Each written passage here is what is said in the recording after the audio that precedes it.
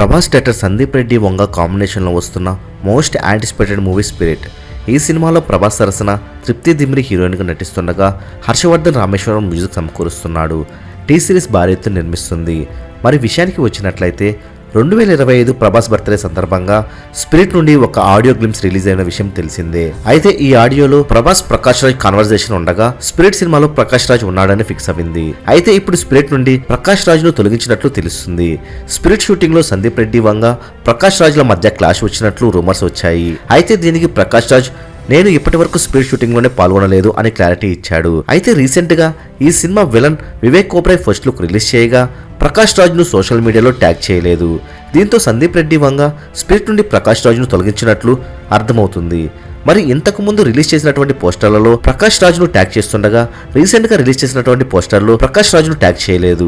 మరి స్పిరిట్ సినిమాలో ప్రకాష్ రాజ్ ఉంటే బాగుంటుందా లేకుంటే బాగుంటుందా మీరేమనుకుంటున్నారో కామెంట్ రూపంలో తెలియచేయండి.